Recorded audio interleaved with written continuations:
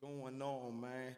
You guys already know who it is, man. It's your boy, Sports Guy TV, where we talk sports like religion. If you haven't already, make sure you hit that like and subscribe button, share the content, jump in the comments. Let's get it cracking. That's right, that's right. Let's go, man. You know me, man. I'm back. And goddamn, the NBA, man. My top five NBA teams. We also got free agency news as far as the NFL goes. The tampering process have started. We have some boxing news. I'm just going to jump straight in with it right now. My top five teams in the NBA currently. All right, we got the Milwaukee Bucks, 49-19. The second best player, in my opinion, maybe the best player. Top three, nonetheless. Giannis Antetokounmpo, 28-6 at home, 21-13 on the road. They're clicking on all cylinders. The only team in the season, I believe, that put together a 16-game winning streak in dominant fashion.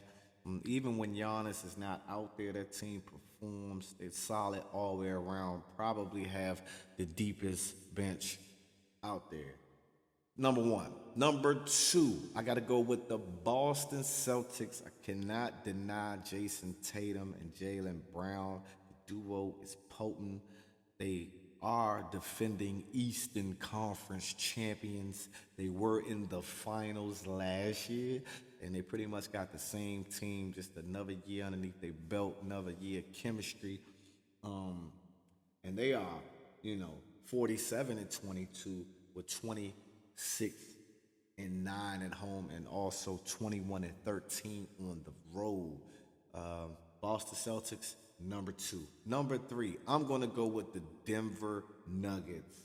Yes, I said it. The Denver Nuggets, 46-22, 30-6 at home. That's where they play their best basketball, is at the house. On the road, they're fairly average, 16-16 on the road. You got Jokic pushing for a third straight MVP. He just flat out balling. Murray looking like himself before the injury. Gordon and company, Michael Porter Jr. They're looking really legit over there in Denver. That's number three. Number four, the Philadelphia 76ers. Another MVP candidate, Joel Embiid, Mr.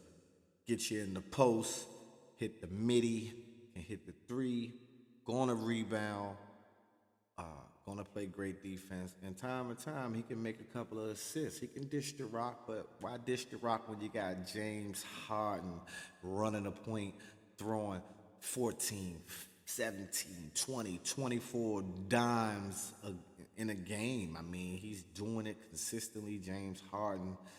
And you got the potent Tyrese Maxey, man. They built to win, man. You got savvy veterans like Tobias Harris and company. I mean, you're built to win now. The window is closing there in Philadelphia. That's my number 14. Philadelphia, though, 45-22. 26-10 at the house, 19-12 on the road. Number five will be the Cleveland Cavaliers. Donovan Mitchell, Darius Garland, Evan Mobley, Jared Allen, guarding the paint. We know Mitchell can go off at any moment. We know Darius Garland is a stud too. They have the best defense in the association, efficiency wise. And yeah, man, anything can happen, man. Anything can happen. Cleveland 43-27 overall, 28-7 at the house. So they play their best basketball at the house. Not so good on the road, 15-20, so that's not looking really good. But Cleveland, again, one of the best defensive teams, the best defensive team in the NBA. Some things that I wanted to note, man, it's starting to heat up really, really, really good, especially in the West. Obviously, Kevin Durant is with the Phoenix Suns, but he is out for probably the remainder of the regular season. But when he gets back, the 3 games that he did play with Phoenix, you can see how easy it was for everybody to get buckets. I mean, Devin Booker could score anyway, but his buckets were a lot easier with KD out there. Chris Paul was getting open looks, and not only that, was finding open guys. Aiden, you know, if they can sustain his role, he can, you know, be a force down there as well. I mean, the floor is going to open up, and I believe when KD is healthy, he is the best basketball player on the planet in the NBA right now. And you got the Lakers creeping, man. The Lakers looking good, 80, tearing it up. LeBron hasn't been back yet, but that team is built. They got depth, and they creeping, and they can be scary. They get up in there. Obviously, you got the Kings and a few other teams. It's just really getting interesting. Looking forward to seeing the rest of the way the season gonna pan out. You understand? You dig? All right, man. Some boxing news, man. So March 25th, we got a big fight at the 168 division. You got David Benavidez, 26-0, 23 wins by way of knockout versus Caleb Plant, 22-1.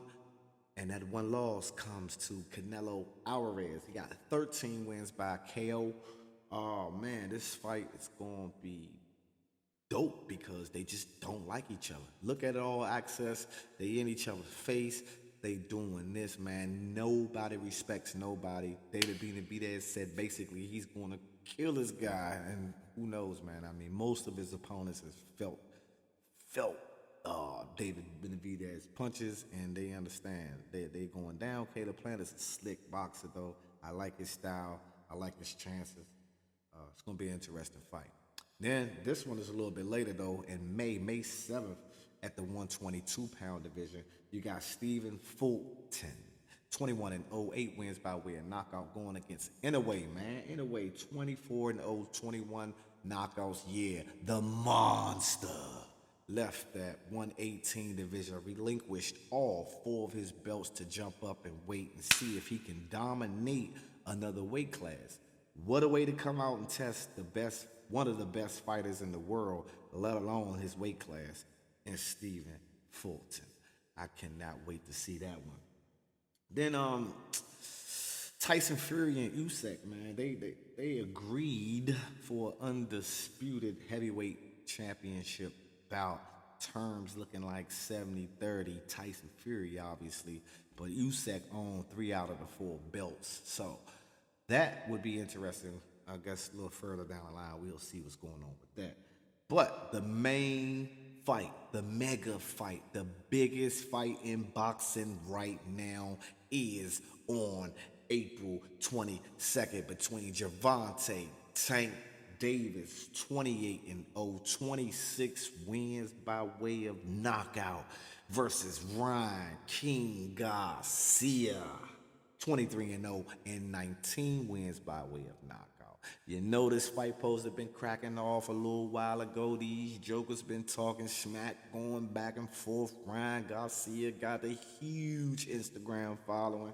You know what I'm saying? Tank more laid back. He got a following, though. He's sellout arenas. He's box office. He's pay-per-view king right now behind Canelo Alvarez, for sure. But this is going to be an interesting fight. I mean, both guys got power. I think Gervonta is more skilled, has better defense. Ryan has the quicker hands, but does he have the stronger chin? Does Tank have the stronger chin? A lot of questions to be answered. I just can't freaking wait to see this fight manifest in its entirety. Oh, man, it's going to be amazing. A lot of other boxing matchups coming up, man, but those are the ones I wanted to mention right now. Now, NFL, like I said, man, I just got a couple moves. You know, you got Jimmy Garoppolo going from San Francisco to the Raiders. You know, obviously, if he's going to the Raiders, then that means your boy Derek Carr has moved on, and he is now a New Orleans Saints. Jalen Ramsey gone to the Dolphins. Darren Waller, the Raiders tight end, is in New York. Not the Jets, though, with the G-Man. Stephon Gilmore has left New England, and he is now wearing the star. He is a Cowboy fan, a Cowboy. Andy Dalton slid down to Carolina. You know, Alan Lazard is gone to the New York Jets. Now, Aaron Rodgers did make a suggestion, saying his wish list would be to have Odell Beckham Jr., Lazard, Marcellus Bennett, and Randall Cobb. Basically, his Green Bay Packer mob there in New York. That'll be scary with New York, what they already have to have. The guys that he's familiar with. Taylor Heineke, ex-Commander quarterback, beloved here in the area by a lot of people, is going to a new home, to the ATL, to back up their young potential star at quarterback there.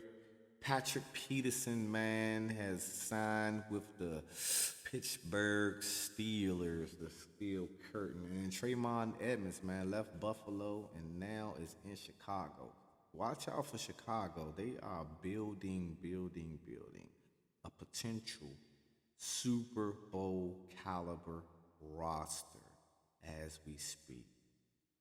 Shout out to them to holding on to Justin Fields and not folding under pressure, man, believing in that young man, letting him run that organization, letting him be the face of that franchise. And they have picked up some pieces. Proud of my Commanders with the offensive lineman pickup, the linebacker pickup as well. Interested to see where Lamar Jackson goes. Just got to wait it out. But you know who it is, man. It's your boy, Sports God TV, where we talk sports like religion. And I'm out. Until the next time.